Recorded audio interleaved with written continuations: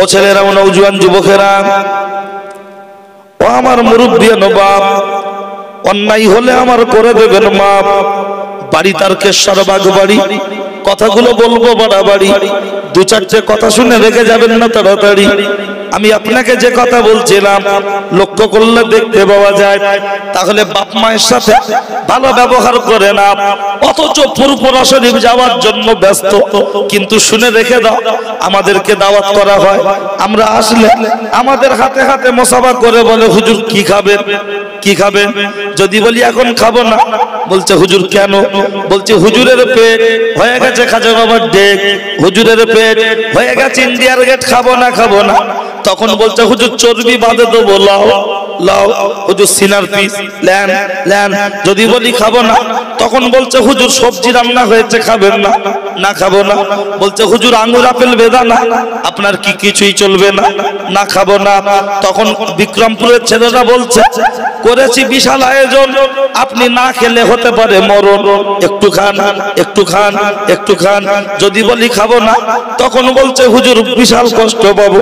আমার জিজ্ঞাসা হলো, হুজুরকে খাওয়ানোর আগে, ইমামকে খাওয়ানোর আগে, শ্বশুরকে খাওয়ানোর আগে, শাশুড়িকে খাওয়ানোর আগে, খাওয়াতে যদি হয় তোমার বুড়ি মাটাকে খেতে দাও, খাওয়াতে যদি হয় তোমার বুড়ো বাপটাকে খেতে দাও। বলবেন হুজুর আমার বাপের মুখে দাড়ি নাই, তোমার বাপের মুখে দাড়ি নাই থাক, তোমার মা নামাজ নাই পড়ুক, আমার মা যদি বেশ্যাবৃত্তি করে, আমার বাপ যদি গাঁজাখোর হয়, মদখোর হয়, চুল্লুখোর হয়, ওই বাপের দোয়া এবং বদদোয়া দুইটাই হলো সন্তানের জন্য কবুল কবুল কবুল। যারা বাপ মাকে ভাত দেয় না, বাপ মার সাথে খারাপ ব্যবহার করে, এরা যেন ফুরফুরা শরীফে জিয়ারত করতে না যায়, ফুরফুরা শরীফে জিয়ারত করতে না যায়। যারা বাপ মার সাথে ভালো ব্যবহার করে না, ওরা যেন ফুরফুরা শরীফ জিন্দাবাদ না দেয়। অনেকে বলতে পারেন সাদ্দাম হোসেন তুমি কি তবলিগ? না না না, আমি ফুরফুরা দাদা হুজুরের বোর্ডিং এর ডাল আর আলুর পানি খেয়েছি 13টা বছর। না না না না, ও ছেলেরা, ও নওজোয়ান যুবকেরা, ফুরফুরা শরীফের আশিকে রাসূল ছোট হুজুর পীর কেবলা রাহমাতুল্লাহ আলাইহি, তাকে আমরা মানি কি মানি না? এই হুজুর কেবলা বলতেন বাবারা বাবারা বাবারা, আল্লাহ এবং রসুল, তারপরে হলো বাপ আর মা, তারপরে দুনিয়ায় যত পীর থাকবে তারা। বাপ মায়ের উপরে কোনো পীর হতে পারে না, বাপ মায়ের উপরে কোনো পীর হতে পারে না। আমার জন্য আমার বাপ বড় পীর, আপনার জন্য আপনার বাপ বড় পীর, আপনার জন্য আপনার মা বড় পীর।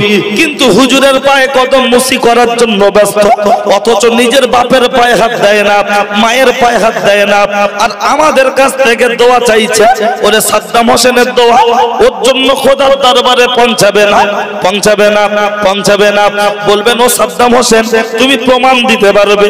প্রমাণ যদি না দিতে পারি, আছে একটা ছোট মতো গাড়ি, ওটাকে দিয়ে চলে যাব বাড়ি, কখনো করব না দেরি। বলবেন এত বড় কথা বলছেন? হ্যাঁ, তুমি বাপ মার সাথে খারাপ ব্যবহার করবে আর হাতে তসবিহ নিয়ে গপ গপ গপ গপ গপ গপ করে টিপবে, তোর মাথায় বাজ পড়বে, পৃথিবীর কোন হুজুরের দোয়া কবুল হবে না, হবে না, হবে না। বলবেন সাদ্দাম হোসেন তুমি ছোট হুজুর, তোমার দোয়া কবুল না হতে পারে, বড় হুজুরকে নিয়ে আসবো। কোথাকার বড় হুজুর নিয়ে আসবে রে? কাবা শরীফ থেকে ইমাম সাহেবকে ভাড়ায় করে নিয়ে এসে এই বিক্রমপুরে বসিয়ে বসিয়ে একদিন নয় 1 বছর ধরে যদি কাঁদানো হয়, ওর উঠোনে বসিয়ে, ওর বারান্দায় বসিয়ে, তারপরেও ওর কপালে শান্তি মিলবে না, মিলবে না, মিলবে না। বলবেন প্রমাণ দেন, চলুন প্রমাণ দেওয়ার জন্য আমি তৈরি আছি। দোয়া কবুল হবে না? ও ছেলেরা, ও নওজোয়ান যুবকেরা, বলবেন বাজ পড়বে, প্রমাণ দিতে পারবেন? প্রমাণ আমি দিচ্ছি। লক্ষ্য করলে দেখতে পাওয়া যায় রাসূলুল্লাহ দাঁড়িয়ে রয়েছেন, আমার নবী দাঁড়িয়ে রয়েছেন। একজন মহিলা এসে বলছেন ইয়া রাসূলুল্লাহ, ইয়া হাবিবাল্লাহ, আমার স্বামী মনে হয় বাঁচবে না, তার অবস্থা বিরাট খারাপ, তার অবস্থা বিরাট খারাপ, তার জাকান্দানি চলছে, মনে হয় বাঁচবে না। আল্লাহর নবী বললেন ও মহিলা, মহিলা আমি কি করব? বলছেন তার জবান বন্ধ হয়ে আছে, জবান খুলছে না। আল্লাহর নবী বললেন ও মহিলা, মহিলা তোমার শ্বশুর শাশুড়ি কেউ কি জীবিত আছে? আল্লাহর নবীর সামনে দাঁড়িয়ে মহিলা বললেন আমার শ্বশুর জীবিত নাই, শাশুড়ি জীবিত আছে। আল্লাহর নবী বললেন তোমার শাশুড়িকে আমার কাছে ডেকে আনো। যখন ডেকে এনেছে আল্লাহর নবী জিজ্ঞাসা করছেন, ও বৃদ্ধা জননী, ও মা জননী, তোমার বাচ্চার আচার আচরণ ছিল কেমন? আল্লাহর নবীর সামনে দাঁড়িয়ে ওই মহিলা বলছেন, ইয়া রাসূলুল্লাহ, এই গ্রামে যত মানুষ আছে 10 জন দানশীল ব্যক্তির মধ্যে আমার ছেলে হলো একজন। আল্লাহর নবী বললেন, ও কথা জিজ্ঞাসা করতে চাইনি, ও মা জননী, তোমার বাচ্চা তোমার সাথে কেমন ব্যবহার করত? মা কাঁদতে কাঁদতে বলছেন, ইয়া রাসূলুল্লাহ, খুব জঘন্য ব্যবহার করত, খারাপ ব্যবহার করত। আমি কোনো কথা বললে আমার দিকে বড় বড় চোখ বার করে মেজাজ দিত। আল্লাহর নবী বললেন, ও বাবা আলী, জলদি করে যাও না চলি। কোথায় যাব ইয়া রাসূলুল্লাহ? ওই যে গাছ দেখতে পাচ্ছ, কিছু শুষ্ক কাঠ ভেঙে আনো, কিছু শুষ্ক কাঠ ভেঙে আনো। আল্লাহর নবীর সামনে দাঁড়িয়ে মহিলা বললেন, ইয়া রাসূলুল্লাহ, কাঠ নিয়ে কি করবেন? আল্লাহর নবী বললেন, কাঠগুলো চিতার মতো করে সাজিয়ে দেয়া হবে, আগুন দাউ দাউ করে জ্বলবে, আর তোমার বাচ্চাকে ওই জ্বলন্ত আগুনে নিক্ষেপ করা হবে। আল্লাহর নবীর সামনে দাঁড়িয়ে মা জননী ডুগরে কেঁদে উঠে বলছেন, ইয়া রাসূলুল্লাহ, ইয়া হাবিবাল্লাহ, ইয়া রাসূলুল্লাহ, ইয়া হাবিবাল্লাহ, আমি মা বাচ্চার জন্য জীবন দিতে রাজি আছি, কিন্তু আমার বাচ্চাকে আমি আগুনে নিক্ষেপ করতে দেব না। একবার জোরে বলুন সুবহানাল্লাহ। বলছে আমি বাচ্চার জন্য জীবন দেব, কিন্তু আমার বাচ্চাকে আমি আগুনে ফেলতে দেব না। কেন? এই মনে রাখুন, আমার বক্তব্য অপারেশনমূলক বক্তব্য, এখান থেকে শুনলে বুঝবেন। আজকের বহু ছেলে আছে বাপ মায়ের মুখ দেখবে না বলে বাড়ি ছেড়ে অন্য জায়গায় গিয়ে ঘর করছে, আছে না নাই? লম্বা বারান্দা, 4 কামরা ঘর, মাঝখান থেকে পাঁচিল দিয়ে দিচ্ছে, বুড়ির মুখ দেখবে না। আর ওর 3 বছরের ছেলেটাকে কোলে নিয়ে লাচাচ্ছে আর বলছে, এ বড় হলে ভাত দেবে তো। আরে তোর বয়স 27, গায়ে লেগেছে যৌবনের বাতাস, বয়স হয়েছে 28, গায়ে লেগেছে তোর বইয়ের বাতাস, তুই এখন তোর মাকে ভাত দিচ্ছিস না?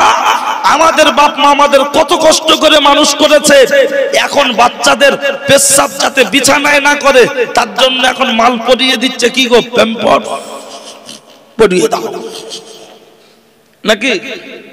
আর আমরা যখন ছোট ছিলাম, আমার বয়স এখন 32, তাহলে 30 বছর আগে, 31 বছর আগে এলাকার মানুষের অত্যন্ত অভাব ছিল না? ছিল না? এখন প্রায় বাড়ি খাট, তক্তাবোস, সোফা, 2-3টে করে ব্ল্যাঙ্কেট রেডি করে তুলে রাখা আছে, কুটুম আসলে বার করে ব্যবহার হবে। কিন্তু যখন আমরা ছোট ছিলাম, আমাদের বাড়িগুলোতে খাট ছিল না, খাট ছিল না, চিনির বস্তা, চটের যে চিনির বস্তা হতো আগে, তাই বিছিয়ে দিয়ে তার উপরে মাদুর বিছিয়ে, এই খাজুর পাতার যে পাটিগুলো হতো গো, ওইগুলো বিছিয়ে দিয়ে তার উপরে কাঁথা বিছিয়ে দিত। একটা কাঁথা, একটা কম্বল, সেই গায়ে ফুটতো না, সেই কালো কালো হয় ওই কম্বল। একদিকে লাদেন, আর একদিকে মা, আর একদিকে আব্বা। হঠাৎ লাদেন রাত্রে সিগন্যাল দিচ্ছে, টা টা টা, ওর মা বলছে বিড়ি খাবে না, কাঁদছে, টা, বিমল খাবে না, কাঁদছে, টা। মা ঘুমের ঘরে হাত দিয়ে দেখছে ছেলে পেশাব করে দিয়েছে, তুলে বাম দিকে শোয়ালো, আবার বাম দিকে 2 ঘন্টা পরে আবার ঝেড়ে দিল। আমরা তাহলে তখন আমাদের বাপেদের এত অভাব ছিল, তারা এক্সট্রা শাড়ি, এক্সট্রা কম্বল, খাট, বিছানা কেনার পয়সা ছিল না। মা বিছানার ভিজে পেচ্ছাবের উপরে শুয়ে বাচ্চাকে বুকের উপরে কোলে চাপিয়ে নিয়ে সারা রাত জেগে জেগে দিন পার করেছে। আর সেই ছেলে একটু বড় হয়ে বিমল ছিটচার গালে দিচ্ছে আর বলছে, হাম সব পোল্ট্রি কা বাচ্চা খায়, হামারা ফাদার মাদার নেই হয়। আমরা তেরেঙ্গা খেয়ে বড় হচ্ছে, অথচ লক্ষ্য রাখুন সেই ছেলে আজকের দিনে শাশুড়ির বাড়িতে বাজার করে পাঠাচ্ছে, শ্বশুরকে বাজার করে পাঠাচ্ছে, ঈদ উপলক্ষে রমজান উপলক্ষে বাপ কি ইফতার খাচ্ছে দেখে না, বাতাসা, চিনি, ছোলা, আপেল, আঙ্গুর বাপ কি খাচ্ছে দেখে না, ওই ইনকাম করে শাশুড়ির জন্য বাজার করে পাঠাচ্ছে। এই রকম হাইব্রিড শয়তান আছে না নাই? নিজের বাপের বেলা জোটে না কেন? বলে আমার আব্বার সাথে আমার বইয়ের হয় না, আমার আব্বা কথাবার্তা ভালো নয়, আমার মা কেমন। ভাই কথা বলবেন না, কারণ আমি যে বক্তব্যগুলো করি সব কেতাবের নেই, এই বেরেন থেকে ভেবে ভেবে একটু বলতে হয়। সুতরাং যদি আপনারা বেশি কথা বলেন, আমার মস্তিষ্ক যদি অন্যদিকে চলে যায়, আমি আর আপনাদের বোঝাতে পারবো না। কি বললাম বুঝতে পারছেন? সেই জন্য একটু নীরবতার সাথে শুনবেন ইনশাআল্লাহ। আমি শরীয়তের বাইরে তো কিছু বলবো না। আমার আলোচনায় কি আপনাদের অসুবিধা লাগছে? কোনো অসুবিধা নেই তো? বাম দিকের বাচ্চারা ঠিক আছে তো? হ্যাঁ, এই দিকটা একটু মানে এরা নেপাল বর্ডারের দিকে আছে তো, কোন মুহূর্তে বেরিয়ে যায়। ঠিক আছে, চলে আল্লাহ। হ্যাঁ, খেয়াল করুন তাহলে বাপ মায়ে সেই সময়কার সময়ে আমাদেরকে এত কষ্ট করে মানুষ করলো, আর সেই ছেলে আমরা বড় হয়ে বাপ মাকে ভাত দিচ্ছি না। আর এখন প্যাম্পাস পরানো বাচ্চা, ও বাপ মা ঠিক মতো ভাত দেবে বলে মনে হয়? অত সহজ? হ্যাঁ, 3 বছরের বাচ্চার কোলে নিয়ে বলছে ভাত দেবে, দাঁড়ান আর দুধাপ যাই বুঝবেন। হ্যাঁ, জমিতে মাঝে মাঝে দু চাষ দেয় জানেন তো, মানে দুবার চষে মাটিটা ভালো হবে। তা আমাকে এরা অনেকবার ট্রাই করেছে, আজকে যখন এসছি দু চাষ দেবো, যাতে দ্বিতীয়বার পাওয়ার টিলার যাতে লাভাতে না হয়। ঠিক আছে, পাথরে মাটি তো দুবার চাষ দিলে মাটিটাও ভালো হবে। হ্যাঁ, ও ছেলেরা, নওজোয়ান যুবকেরা, ওই মা নবীর সামনে দাঁড়িয়ে বললেন, ইয়া রাসূলুল্লাহ, ইয়া হাবিবাল্লাহ, আমি বাচ্চার জন্য জীবন দিতে রাজি আছি, কিন্তু আমার বাচ্চাকে আমি আগুনে ফেলতে দেব না। আল্লাহর নবী মায়ের কথার দিকে লক্ষ্য করে চক্ষু মোবারক থেকে অশ্রু মোবারক গড়িয়ে যাচ্ছে। আমি এতিম মুহাম্মদ, বাবা কি গো তোমরা রাগ করে চলে যাচ্ছ নাকি? ও আচ্ছা, ঠিক আছে, ঘুরে এসো। ও ছেলেরা, ও নওজোয়ান যুবকেরা, ও আমার মুরব্বিয়ান বাপ, রাসূলুল্লাহ মহিলার কথার দিকে খেয়াল করে আমার নবী চক্ষু মোবারক থেকে অশ্রু মোবারক গড়িয়ে যাচ্ছে। আমি এতিম নবী, বাফারা নবী, মাহারা নবী, আমি পিতা মাতাকে হায়াতে পাইনি, এরা হায়াতে পেয়ে এতটা জঘন্য আচরণ, খারাপ আচরণ, এত খারাপ ব্যবহার। আল্লাহর নবী তখন বললেন, ও বৃদ্ধা জননী, তোমার বাচ্চার জন্য একটি কাজ আছে, সেই কাজটা খুব কঠিন কাজ, তুমি কি করতে পারবে? মা জননী বললেন, ইয়া রাসূলুল্লাহ, ইয়া হাবিবাল্লাহ, ইয়া রাসূলুল্লাহ, ইয়া হাবিবাল্লাহ, বাচ্চার জন্য মায়ের কাছে কোনো কঠিন কাজ হতে পারে না। প্রত্যেকটা কাজ বাচ্চার জন্য, মায়ের জন্য, বাচ্চার জন্য মায়ের কাছে খুব সহজ।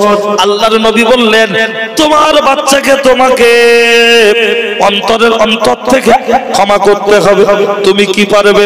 আল্লাহর নবীর সামনে দাঁড়িয়ে মা জননী বললেন, ইয়া রাসূলুল্লাহ, আমি ক্ষমা করে দিলাম, ক্ষমা করে দিলাম, ক্ষমা করে দিলাম। আল্লাহর নবী বললেন, ও মহিলা, ঠিক আছে, বাড়ি চলে যাও। যখন বাড়ি চলে যাচ্ছে, আল্লাহর নবী বললেন, ও বাবা আলী, একটু জলদি করে যাও, চলি। এই মহিলাটি হেঁটে হেঁটে বাড়ি যাচ্ছে। মা আগে বাড়িতে পৌঁছাতে পারে কি? মায়ের ক্ষমা করাটা আগে বাড়িতে পৌঁছাতে পারে? একটু দেখো, একটু দেখো। মা যখন হেঁটে হেঁটে বাড়ির পথে যাচ্ছে, আল্লাহর নবীর কথা মতো হযরত আলী রাস্তায় গিয়ে মাকে যখন ওভারটেক করলেন, ওভারটেক করার পরে বাড়িতে পৌঁছে গিয়ে দেখতে পাচ্ছে আল্লাহর নবীর জামাতা হযরত আলী বাড়িতে গিয়ে দেখতে পাচ্ছে যে ছেলেটার জবান বন্ধ হয়েছিল, ওই ছেলেটাই মুখে মুখে পড়ছে লা ইলাহা ইল্লাল্লাহু মুহাম্মাদুর রাসূলুল্লাহ সাল্লাল্লাহু আলাইহি ওয়াসাল্লাম।